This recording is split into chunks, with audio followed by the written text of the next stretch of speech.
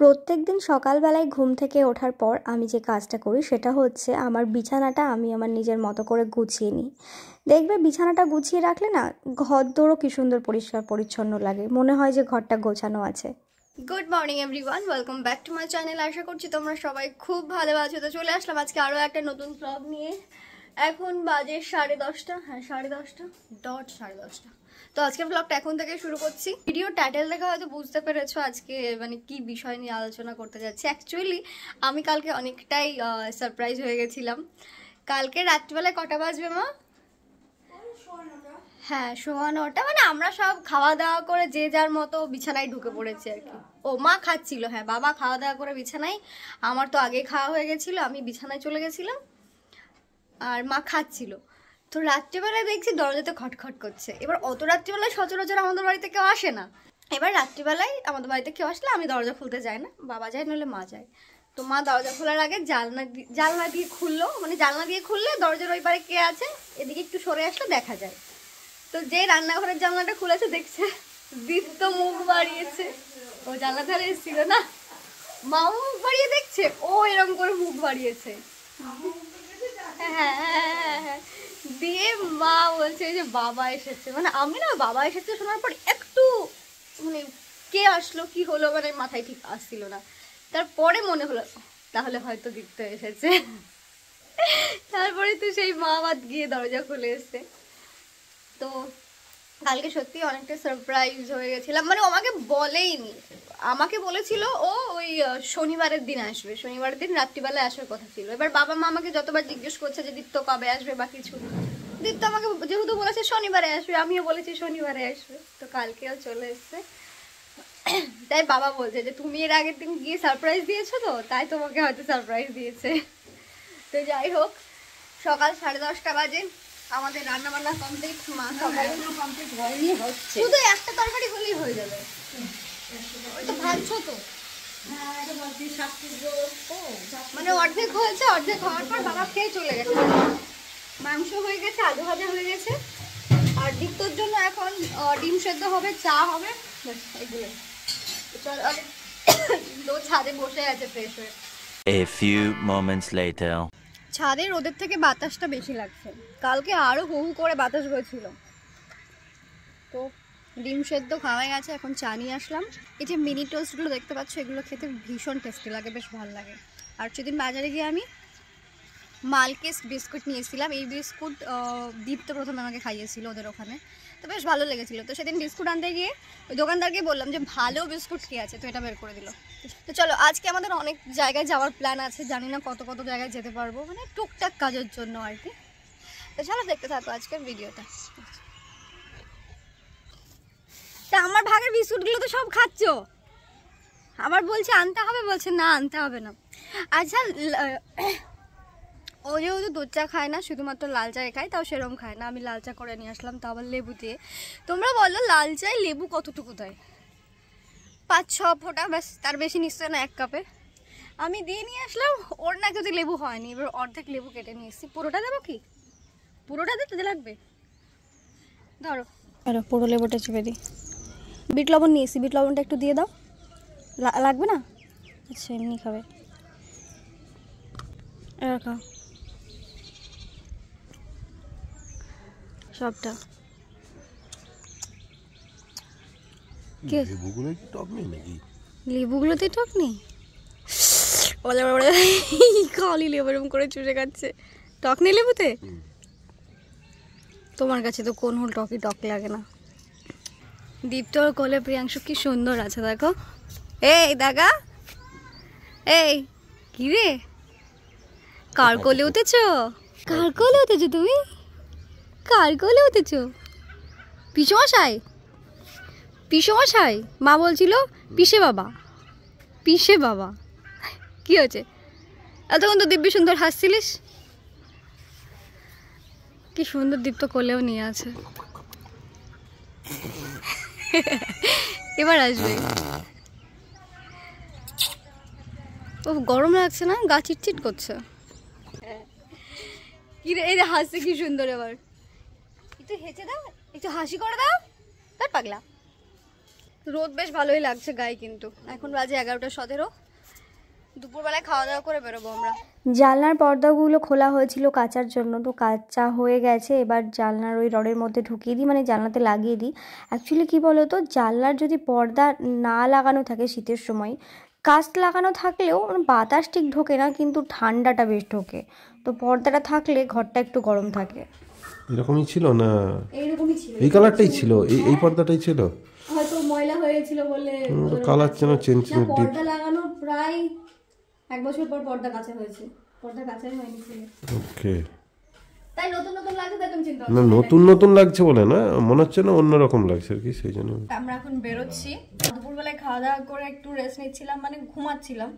যেই ঘুমিয়ে তোমার 10 মিনিট কি 15 মিনিট হবে, অমনি চারিদিকে ফোন, পার্সেলওয়ালা ফোন করলো। তারপরে আবার এই যে দেখতে পাচ্ছ দরজার ফাঁক দিয়ে পর্দা লাগানো হয়েছে। তো পর্দাটা আজকাল করে করে লাগানোই হচ্ছিল না, তো আজকে আবার পর্দা লাগাতে এসেছিলো, পর্দাটা লাগালো। বাই দ্য ওয়ে, আমি জিন্সটা তোমাদের দেখাই, দাঁড়ো। এই জিন্সটা সেই দিন আমি বহরমপুরের ম্যাক্স থেকে গিয়ে নিয়েছি। তুমি এখানে চলে গেলে কিসের জন্য? বেশ ভালো লাগছে না? আমার বেশ পছন্দ হয়েছে। মানে এই টাইপের জিন্স আমি প্রায় অনেক দিন থেকে খুঁজছি, ফাইনালি আজকে খুঁজে পেয়েছি। এর উপরে জ্যাকেটটা পরে নেবো, কারণ বাইরে খুব ঠান্ডা। আজকে দেখি করিমপুরের ওইদিকে যাব, যদি ভালো পাতলা জ্যাকেট বা উইন্ডশিটার পায় আমার জন্য, আমি নিয়ে নেবো। কি সুন্দর লাগছে কে তোমাকে দেখতে। আচ্ছা দাঁড়া না, দেখো এটা গন্ধ করছে না? মানে ইজি দিয়ে গেছে, ইজি গন্ধ পাচ্ছি আমি। আচ্ছা পারফিউম লাগিয়ে দিই। এই ওতে নয়, ওতে দিও না। ঠিক আছে, আমার জামা দিলেই নষ্ট হয়ে যাবে। দাও তো আমাকে দিয়ে দিই পারফিউম। আরে এই সবে টাটকা পড়েছি পারফিউম। কিসের টাটকা পড়েছে? গেঞ্জিটা টাটকা পড়েছে না, পারফিউম লাগাতে চায় না। প্যান্টটা জিনিসটা অনেকটাই বড় হচ্ছে মনে হচ্ছে, কিন্তু হিলের সাথে পরলে একদম ঠিক হবে। তো দেখি, হয়তো একটু কাটলে ঠিক হবে প্যান্টটা। বাট প্যান্টটা পরে আমার ভীষণ ভালো লাগছে, ভীষণ কমফোর্টেবল লাগছে। চলো, আমাদের যাওয়ার প্ল্যান আছে। আগে যাব করিমপুরে, করিমপুর থেকে যদি হাতে সময় হয় বা কিছু, তাহলে যাব মাসির বাড়ি। কোন মাসির বাড়ি? ফ্যামিলি মাসির বাড়ি। আমি যদি বাড়িতে না থাকি, আমার গাড়ি আমার বাবাই চালায়, জীবনে গাড়ি মোছে না, অভ্যাস নেই, আর নিজের গাড়ি মোছে না। হ্যাঁ, ও আগে গাড়ি মোছে। সবাই সবকিছু বোঝে না, কেউ কম বোঝে, কেউ বেশি। তুমি শর্টকাটে কাজ তুমি যেমন সারো, তোমার বাবা, তুমি, আমি তো বললাম তুমি আর তোমার বাবা সমান। বাবার থেকে তো মেয়ে শিখে। আর না না, আর আমি, মায়ের থেকেও শিখেছি। আর আমি আমার জামাই এক। হ্যাঁ, তুমি আর তোমার জামাই। হ্যাঁ জামাই সাবাস। হ্যাঁ, দাও, আসো, টাটা।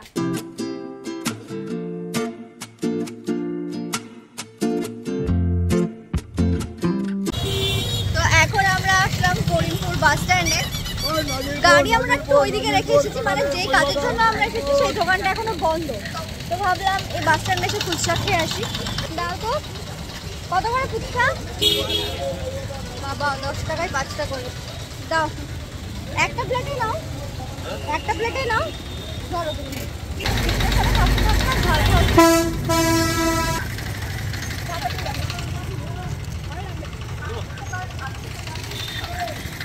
ফুচকা খাওয়ার পর এখন যাচ্ছি একটা দোকানে, ভাইয়ের জন্য ভাবলাম একটা জামা বা সোয়েটার কিছু একটা নিয়ে নেব।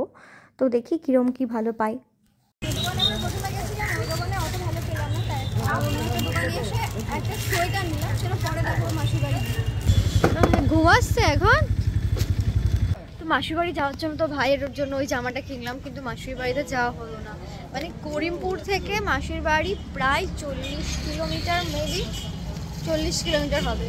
এবার আমি না অতটা বুঝতে পারিনি, ম্যাপ খুলে যখন দেখলাম যে 40 কিলোমিটার, তখন দীপ্ত বললো যে না যাওয়াটাই ভালো। আর যেহেতু এখন কটা বাজে, 6:30 মতো বাজে, এখন আমরা ডোমকলে আছি।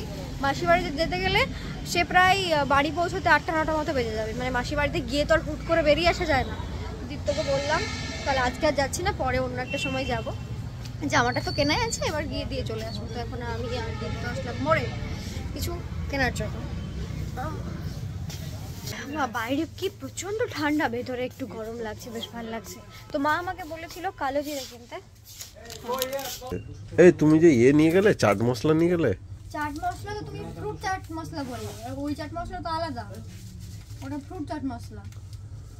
ইয়ে কি বলে, ওই স্যালাডের সাথে কি চাট মশলা? স্যালাড না, ওই একই হবে। আমি এখন চিকেন পকোড়া খাবো। এখন চিকেন পকোড়া খাবে, বাড়িতে বানাতে হবে আমাকে, না এখান থেকে ওই চিকেন পকোড়া নিয়ে যাবে রেডিমেডগুলো। শোনো না বলছি, যে চাট মশলাটা কিনে দিয়েছো ওইটা কি ভেজিটেবলের সাথে খাওয়া যাবে? হ্যাঁ শিওর। তীর্থ এসেছে আমাদের এখানে শীত উপভোগ করতে, শীত উপভোগ করতে। করছো? ভালো লাগছে? মোটামুটি খারাপ মোটামুটি খারাপ না, কারণ ওদের ওখানে তো এরকম শীত নেই, আমাদের এখানে মানে যে শীতটা পড়েছে আমার কাছে হাড় কাপড়ে দেওয়ার মতো শীত, মানে আমি রীতিমতো ভেতরে কাঁপছি। তো এখন আমরা আসলাম একটা দোকানে ফিশ ফিঙ্গার না চিকেন কাটলেট খেতে। তো এই যে আমাদের গরম গরম চিকেন কাটলেট, না ধরো ধোয়া তো উঠছে না, আমি ধরতে পারবো। মানে প্লেটটা ধরো, আমি খাওয়াচ্ছি তোমাকে, প্লেটটা ধরো আমি খাওয়াচ্ছি। তো নতুন যে আমি জ্যাকেটটা কিনেছিলাম ডিক্যাথলন থেকে, ওই জ্যাকেটটা কেনার পর থেকে ভাবছিলাম একটা পাতলা জ্যাকেট নেব সব সময় পরার জন্য। ডিক্যাথলন থেকে যে জ্যাকেটটা নিয়েছি ওটার কালারটা যেহেতু অনেকটা লাইট, তো দুদিন পরলেই না নোংরা হয়ে যায়, তাই ভাবলাম ডার্ক কালারের কিছু একটা নিই। তো এখন যত শপিং মলে গেছিলাম ওরম দেখার জন্য, মোটামুটি ওদের কালেকশন শেষের দিকে, তো সেই রকম কোনো ভালো পাচ্ছিলামই না। তো কিছুক্ষণ আগে বাজার থেকে আসলাম, এসে এদিকে রান্না বসিয়ে দিয়েছি। এখানে গরম জলের মধ্যে পালং শাক দিয়ে দিয়েছি। আমি মাকে বলেছিলাম ময়দা মেখে রাখতে, মা এখানে ময়দাও মেখে রেখেছে। তো চলো এবার ঝটপট আমি রান্নাটা সেরে নিই, কারণ রান্না বসাতে বসাতে প্রায় 9টা মতো বেজেই গেছিলো রাত্রি। তো আর আজকে রাত্রে তোমাদের তো বললাম যে ওই পালক চিকেন করবো আর তার সাথে লাচ্ছা পরোটা, এবার অনেকটাই সময় লাগবে দুটো খাবারই বানাতে।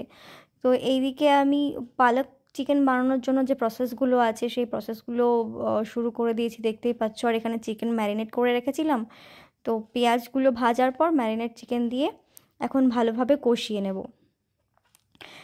রান্নার আগে যে টুকটাক কাজগুলো থাকে সেগুলো মাকে বলে রেখেছিলাম আগে, তো মা সেইগুলো সব কিছু রেডি করে রেখেছিল, রসুন পেঁয়াজ সব কিছুই কেটে কুটে রেডি করা ছিল। চিকেনটা খানিকক্ষণ কষার পর পালংয়ের যে পেস্টটা করে রেখেছিলাম সেটা দিয়ে দিলাম। দেখো কি সুন্দর কালার এসেছে।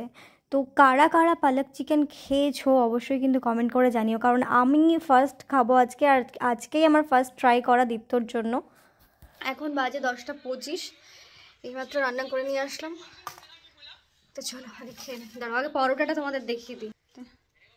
এই যে লাচ্ছা পরাঠা। বোঁদেটা ভালো লাগছে? হ্যাঁ বোঁদেটা তো টক দই দিয়ে তুমি খেও দুপুরবেলা কালকে।